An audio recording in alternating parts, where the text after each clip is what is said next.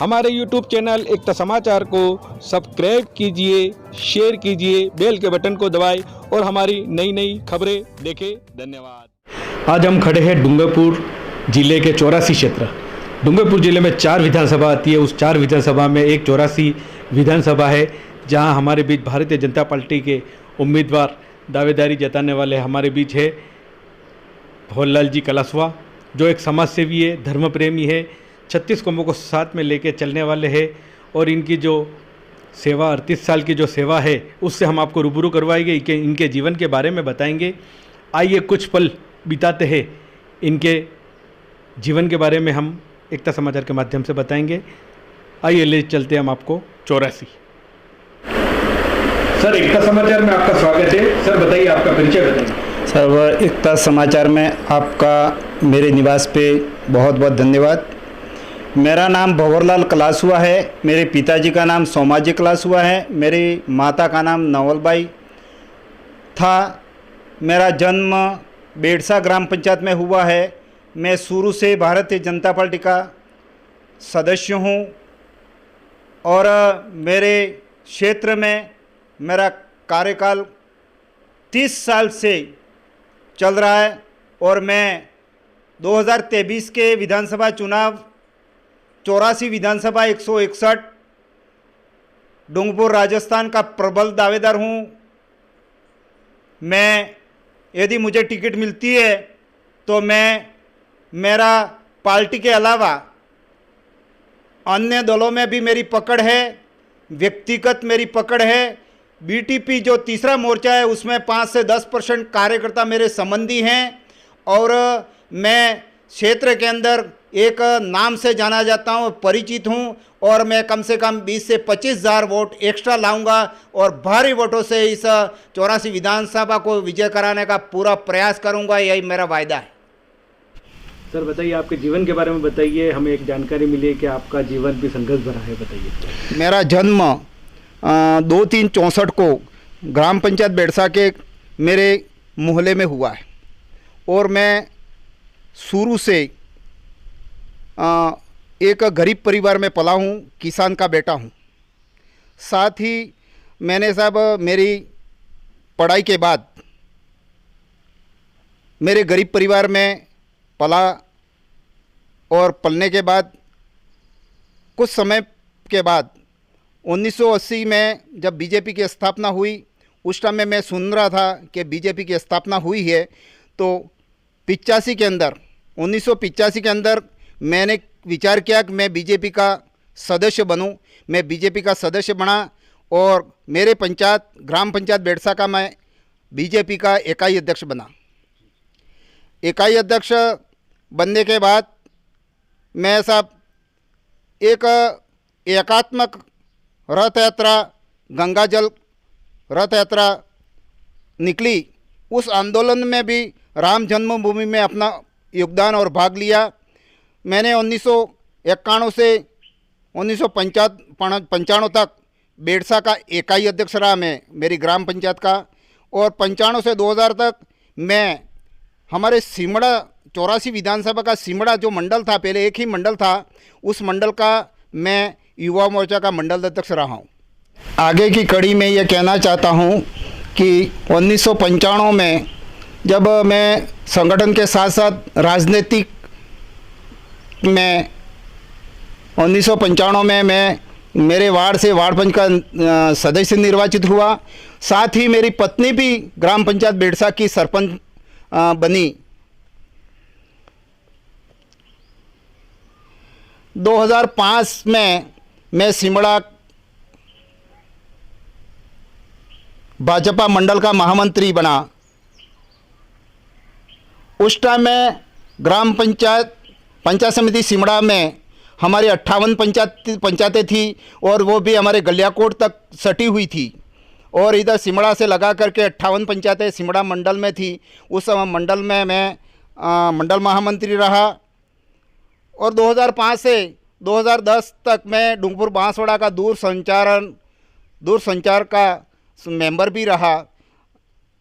इसी तरह 2000 से 2005 तक घर से सरपंच रहे और 2005 से 2000 से 2005 में मैं जिला मंत्री रहा और 2005 में पंचायती राज में मैं बेड़सा बांसिया वार्ड पंचायत समिति वार्ड से पंचायत समिति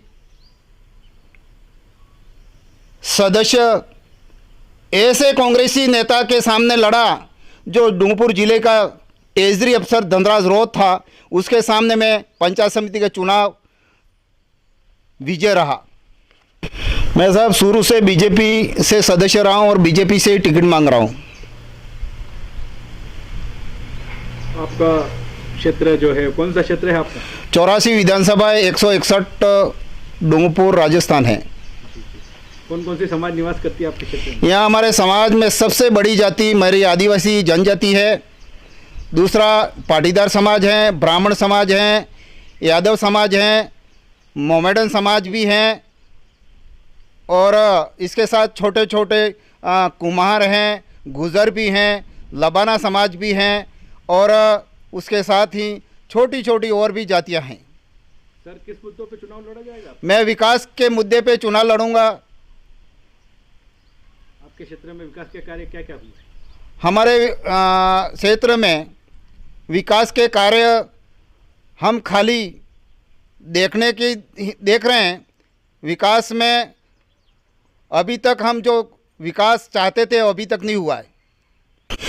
आगे की कड़ी में मैं कहना चाह रहा हूँ कि हमारे क्षेत्र के अंदर गोविंद गुरु, सती सुरमाल और मावजी महाराज जैसे हमारे गुरु पैदा हुए। उन्होंने हमारे समाज को सुधारने के बहुत सारे प्रयास किए।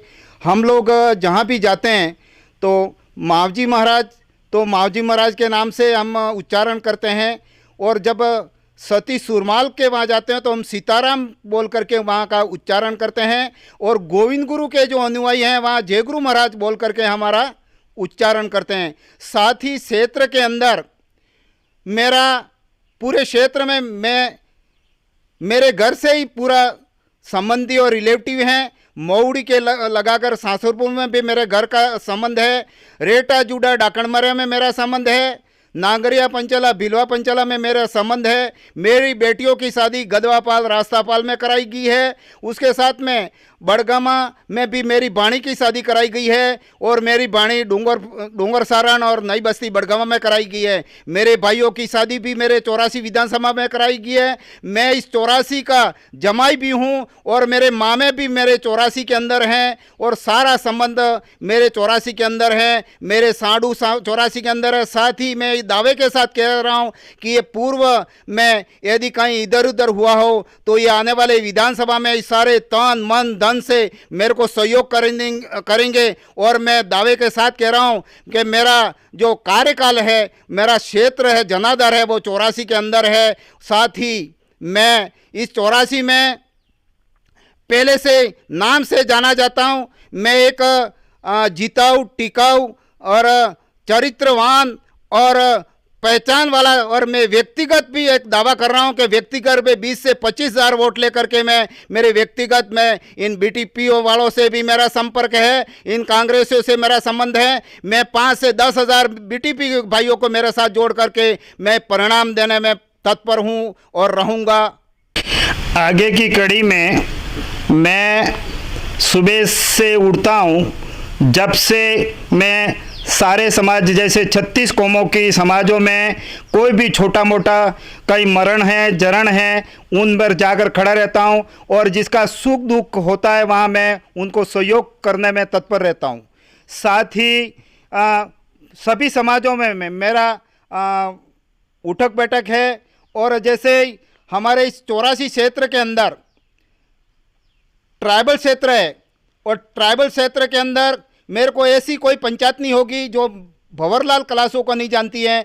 हमारे 84 विधानसभा के अंदर 96 पंचायतें हैं। उस 96 पंचायतों के अंदर मैं कहीं न कहीं पंचायत में प्रवास पे जाता हूं और वहां रहता हूं। साथ ही जब हमारे आदिवासियों के बहुत बड़े बड़े मृत्यु भोज होते हैं उसमें मैं भी समाज सुधार के काम बारे में बोलता हूं और बच्चों के बारे में बोलता हूं, शिक्षा के बारे में बोलता हूं और नशा पानी नहीं करने के बारे में बताऊं। मैं स्वयं भी नशा पानी, दारू और मांस मदिरा नहीं करता हूं। साथ ही एक भक्त परिवार से हूं। मेरा बाप किसान था और मैं भी आज की तारीख में किसान हूं। सर, हमें एक जानकारी मिली है कि आप काफ़ी समय से आप प्रयास कर रहे हो राजनीति में, तो बताइए आपके प्रयासों के बारे में बताइए। बिल्कुल सच बात है। मैं 2003 से प्रयास कर रहा हूँ। 2003 में मैंने टिकट मांगी थी, परंतु उस टाइम में हमारे जिला परिषद वार्ड पीठ से देवशंकर बरजोड़ भी दावेदार थे और इन्होंने मेरे को समझाया कि भाई तू अब की बार मत मांग, एक बार मेरे को बनने दे। तो मैंने उनके साथ रहा। उसके बाद मेरे को उन्होंने कहा कि तेरे को मैं कहीं प्रधान में एडजस्टमेंट कर दूंगा, परंतु हाईकमान ने फैसला दिया विधायक सुशील कटारा का। तो विधायक सुशील कटारा को टिकट मिली। हमने सब ने तन मन धन और कंधा से कंधा मिला करके सुशील कटारा को 2003 के अंदर विधानसभा में भेजा। उसके बाद उनके 5 साल कार्यकाल पूरे हुए। 2008 में मैंने पुनः टिकट मांगी और हाईकमान ने मुझे टिकट नहीं दिया। फिर मैंने उस टाइम में फिर 2013 में टिकट मांगी और मैंने बहुत प्रयास करके बहुत तगड़ा शक्ति प्रदर्शन किया। हमारे जिले प्रदेश कार्यकर्ताओं के सामने, अधिकारियों के सामने, पदाधिकारियों के सामने बहुत तगड़ा प्रदर्शन किया। 2013 के अंदर पूर्व मुख्यमंत्री राजस्थान वसुंधरा राजे ने मुझे जयपुर बुला लिया और जयपुर बुला के इनके निजी बंगले के अंदर मेरे को अंदर बुला के बताया कि भंवर जी सरकार बनानी है और टिकट किसी को मिले तो आप क्या करेंगे। मैंने कहा मैडम आपने जो कहा वो मुझे स्वीकार है। तो मैंने स्वीकार किया। तो 2013 के अंदर सुशील कटारा को टिकट मिली और हमने वापस प्रयास किया, जोर लगा के प्रयास किया और प्रयास करने के बाद सुशील कटारा हमारा 84 का विधायक जीता।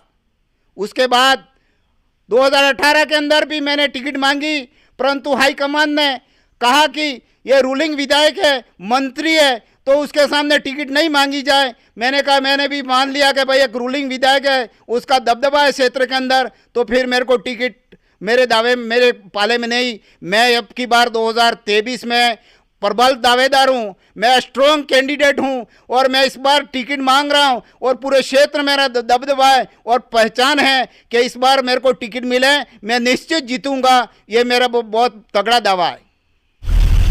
सर, आपको टिकट मिलता है तो इस क्षेत्र के लिए आप क्या करो? मैं सर्वप्रथम इस क्षेत्र के लिए मेरे आदिवासी भाई जो गुजरात जाते हैं, गुजरात जाकर मजदूरी करें, उनका प्लान रोकने का सर्वप्रथम काम करूंगा।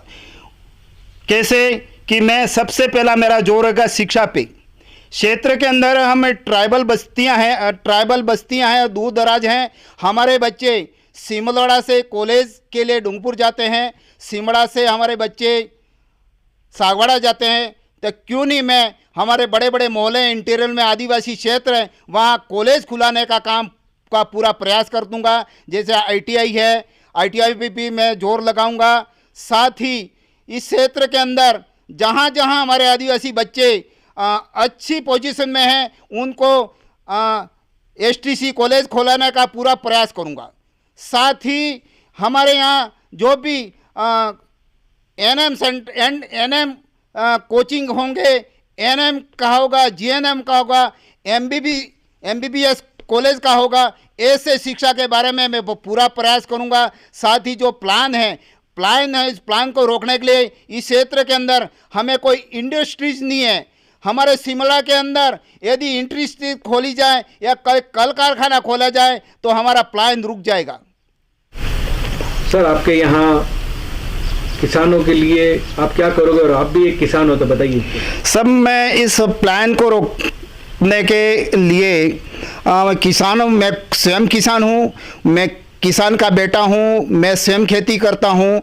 तो मैं किसानों के लिए हमारे जैसे मोदी जी ने इस किसानों के लिए बहुत सारी योजनाएं दी हमें और इस क्षेत्र में आने वाले समय में विकास के लिए जब मैं जिस क्षेत्र में निवास हुआ 10 पंचायतें हैं वहाँ कम से कम हमारे पूर्व मंत्री रहे, पूर्व MLA रहे, उनके सामने हमारे जनता ने मेरे घर से उत्तर के अंदर डोल कोंजला में एक नाल डैम है, वो नाल बांधने के लिए वर्षों से, आज 20-25 साल हो गए, 30 साल हो गए, बहुत सारे नेताओं से निवेदन किया, परंतु वो नाल डैम आज तक नहीं बनी है। यदि नाल डैम बन जाता है तो नीचे के जितने भी पंचायत क्षेत्र हैं उनमें नहर द्वारा, लिफ्ट द्वारा पानी जाएगी तो हमारे काश्तकार, हमारे किसानों की स्थिति सुदृढ़ होगी। साथ ही इसमें यदि जो भी सर्वे होती है उसमें लिखा जाता है कि इसमें पानी की आवक कम है। मैं एक निवेदन कर रहा हूँ, यहाँ गसपुर करके एक तालाब है, उस तालाब से हमें उसको गसपुर का पानी उस नाल डैम में डाले जाएंगे तो यहाँ की आदिवासी की स्थिति बहुत सुधर जाएगी। साथ ही मैं सरकार से, केंद्र से ये निवेदन करूंगा कि यहाँ की आर्थिक स्थिति, काश्तकारों को सुधारने के लिए तकनीकी शिक्षा, खेती कराई जाए। जैसे तकनीकी शिक्षा होगी, आर्थिक स्थिति सुदृढ़ होगी तो ही हमारा यहाँ का काश्तकारों का भला होगा, वरना भला नहीं होगा। हम गुजरात के सीमा पे रहते हैं, हम गुजरात में खेती कैसे की जाती है, खेती के मतलब कैसे बीज डाले जाते हैं, कैसी उसकी सारवार की जाती है, उसको सारा हम समझते हैं। यदि पानी होगा तो हमारा यहाँ का किसान की जीवन स्तर सुधर जाएगा। एक बार मैं और कहना चाहता हूँ कि खेती के बारे में, मैं स्वयं किसान हूँ और मैं कम से कम 5 साल से एक अलग ढंग की खेती करता हूँ, तरबूज की खेती। और तरबूज की खेती जो भी किसान करता है उसकी हालत 5-10 साल में उसकी हालत सुधर जाती है। तरबूज की खेती करने से हमें बहुत सारा लाभ होता है। साथ ही मैं आने वाले समय में किसान को जो आर्थिक स्थिति सुधारने के लिए आयुर्वेदिक की जो फसलें होंगी उस फसलों को भी काश्तकारों को कराने में अपना पूरा मन से उनको गाइड्स दूंगा और उनके बीज अवेलेबल कराऊंगा। जैसे अश्वगंधा है, जैसे सफ़ेद मूसली है, जैसे अन्य जो आयुर्वेदिक की फसलें हैं, जो महंगी महंगी आयुर्वेदिक की दवाइयाँ बनती है, ऐसी फसलें हमारे यहाँ के काश्तकारों को करा करके इनका जीवन स्तर सुधारने का काम करूँगा। मैं एकता समाचार के मार्फत से अपनी बात और भी रखना चाहता हूँ कि हमारा 84 विधानसभा जो बिक्री बस्ती का है, ट्राइबल है, उसमें हमारे यहाँ अधिकतर मतदाता, जैसे एसटी के मतदाता 1,94,000 मतदाता हैं और एससी के 5-5.5 हज़ार मतदाता हैं। जनरल के हमारे यहाँ 7,000 मतदाता हैं, ओबीसी के 25,000 मतदाता हैं। टोटल मतदाता 2,31,000 मतदाता हैं और सबसे ज़्यादा मतदाता मेरे एसटी भाइयों के, एसटी मतदाताओं के हैं। तो हमें एसटी में अपना दबदबा, यानी एसटी भाइयों से जा कर के हमें ट्राइबल में प्रवास करके हम मतदाता को प्रेरित करेंगे तो हम अवश्य सफल जाएंगे। साथ ही मेरा एक और निवेदन है, मेरा नाम फुटबॉल खिलाड़ी के नाम से जाना जाता है और मैं 25 सालों से, मेरा एक पुत्र का स्वर्गवास हो गया था, उस बच्चे के नाम से मैं फुटबॉल का आयोजन कराता हूं। तो इस क्षेत्र की 84 की कम से कम टीमें, कभी कभी 50 टीमें, कभी कभी 60 टीमें, कभी कभी ज़्यादा टीमें आती हैं, उसका फुटबॉल का आयोजन भी मेरे द्वारा कराया जाता है। तो यहाँ से शिक्षा से जुड़े हुए विद्यार्थी, फुटबॉल के प्रेमी, फुटबॉल के अध्यापक, सभी लोग इस खेल में भाग लेते हैं और उन बच्चों को जो भी टीम फर्स्ट आती है उसमें 11,000 पारितोषिक और सेकंड वालों को 5,000 पारितोषिक और मैच कराने वालों को छोटे मोटे ये सब मोमेंटो देकर उनको सम्मानित करता हूं। इसलिए मैं फुटबॉल के खिलाड़ी के नाम से जाना जाता हूं। यह फुटबॉल का मैदान जो मैंने गवर्नमेंट से निवेदन करके, कार्रवाई करके 10 बीघा ज़मीन आवंटन कराई है, उसमें जो पोल मैंने गाड़ रखे हैं वो मेरे व्यक्तिगत गाड़ रखे हैं और इस मैदान से अधिकतर बच्चे शारीरिक शिक्षक बन करके आज की तारीख में रोजगार पा रहे हैं। जी बताइए, आपके जीवन के बारे में बताइए। मेरे जीवन के बारे में साहब, राजनीतिक क्षेत्र के अंदर मैंने 2006 में जो सिमड़ा वार्ड है हमारे कृषि उपज मंडी समिति का, उस वार्ड में मुझे टिकट दी गई थी पार्टी द्वारा। तो वहाँ ताराचंद भोगरा का डाबा हाथ डामर क्षेत्र से आ रहा है, भीम सिंह डामोर, उसको मैंने 90 वोटों से परास्त किया था। उस टाइम में मेरे क्षेत्र के अंदर जिला प्रमुख भी कांग्रेस का था, पंचायत समिति प्रधान भी कांग्रेस का था और अधिकतर सरपंच और पंचायत समिति डेलीगेट भी कांग्रेस के थे। इसके बीच भी मैंने अपने प्रभाव से इन लोगों से मत लेकर के मैं कृषि उपज मंडी का चुनाव जीता और जिले का जिला उपाध्यक्ष बनाया। उस टाइम में कुछ हमारे नेताओं ने कहा था कि अध्यक्ष बनने का प्रयास कर रहा है। मैंने कहा वार्डपन से लगा करके एमपी तक हमारे आदिवासियों का आरक्षण है, हमें जनरल ओबीसी को मौका कब मिलेगा, यूँ करके मैंने वहाँ अध्यक्ष हमारे जनरल का बनवाने का पूरा प्रयास किया। और साथ ही आदिवासी संगठन, राष्ट्रीय स्वयंसेवक संघ, विश्व हिंदू परिषद, विद्यार्थी परिषद, वनवासी कल्याण परिषद में भी मैं सक्रिय रूप से भाग लेता हूं।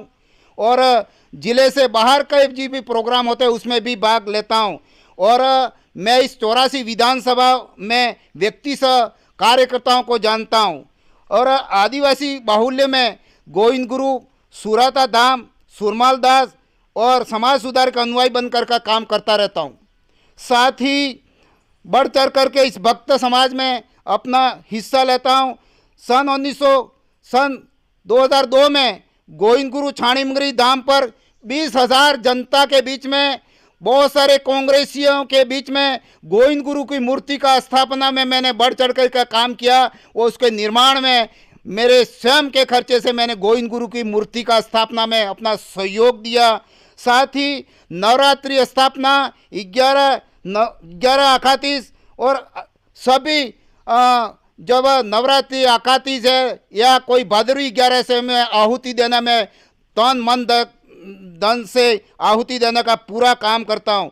बहुत बड़ी बात पर बता रहा हूँ, 23 दिसंबर 2017 को सोना मंगरा के अंदर सुराता धाम के अनुयायी भक्त वहाँ कांति महाराज के सानिध्य में कम से कम 10,000 लोगों के बीच में मैंने प्रसादी देने का काम किया। तो मैंने लड्डू बांटे थे, तो लड्डू खाते खाते बच गए थे। और इस क्षेत्र के अंदर भक्ति लाइन के अंदर भी मैं अच्छी पोजीशन में से आगे हूँ। जैसे हमारे क्षेत्र में पाटीदार समाज की सामूहिक विवाह होता है, उसमें भी अपना योगदान देता रहता हूँ। अन्य समाजों में भी शादी और शोक सभा में मैं हिस्सा लेता हूँ। विधानसभा क्षेत्र के अंदर मुस्लिम समाज में भी मेरा खासा परिचय और प्रभाव है।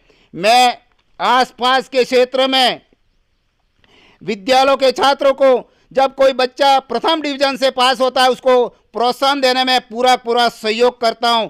जैसे पूर्व में संस्कृत कॉलेज पीठ में विद्यार्थी परिषद की ओर से चुनाव की जिम्मेदारी मुझे दी गई थी। उस चुनाव में मैंने एबीवीपी के अध्यक्ष बनाने में पूरा सहयोग किया था। आज भी वो अध्यक्ष मेरे साथ हैं। साथ ही मैं इस क्षेत्र में नाम से उपखंड शिमला में नाम से जाना जाता हूं, क्योंकि मेरे परिवार से 4 बार सरपंच, पंचायत समिति सदस्य, कृषि उपज मंडी के उपाध्यक्ष, जिला परिषद सदस्य जीतने से मैं क्षेत्र में अच्छी वक़्त और अच्छा स्थान रखता हूं। साथ ही मैं विशेष आदिवासी समाज में अपना प्रभाव ज़्यादा रखता हूं, अन्य समाजों में अपना प्रभाव ज़्यादा रखता हूं। मैं अमरता साइन बोन के मुक्त कराने हेतु 13/8/2008 को क्षेत्र 84 से 250 कार्यकर्ताओं के साथ में मैं खुद गिरफ्तारी दी थी।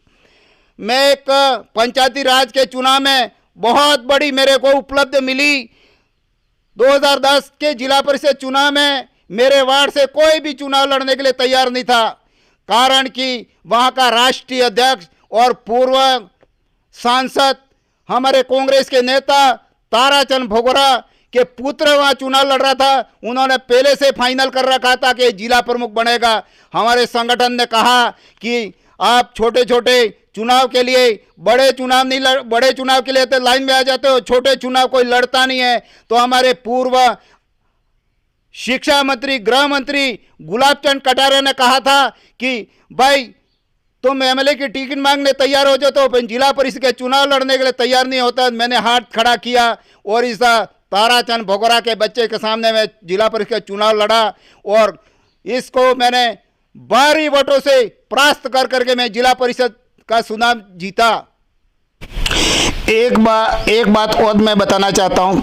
मेरे क्षेत्र के अंदर 2018 में तीसरा मोर्चा से हमारे राजकुमार रौत जो विधायक है, वो हमारे भाई हैं, आदिवासी हैं, परंतु हमारा तीसरा जो मोर्चा है उसमें जो मेरे आदिवासी भाई हैं शिक्षा की कमी के खातिर थोड़े भटक गए और उन्होंने थोड़ा अलग स्टेप उठा लिया है जिससे हमारे आदिवासी का नुकसान हो रहा है। मैं उनको सही रास्ते पे लाने का पूरा प्रयास करूंगा। साथ ही आपने इन विधायक द्वारा, हमारे भाइयों द्वारा कहा था कि हम कडना का पानी गेजी घाटा पे ले जाएंगे, परंतु ये बहुत बड़ी योजना है और दोनों राज्यों के बीच का मामला है और दोनों राज्यों के समझौता का मामला है। जब हम गुजरात से समझौता करेंगे तो ही कडोना का पानी ला सकते हैं, परंतु मैं, यदि मेरे को मौका मिलता है तो मैं पूरा प्रयास करूंगा और कडोना का पानी हमारे क्षेत्र लाने में पूरा प्रयास करूंगा। यह मेरी पहली प्राथमिकता रहेगी।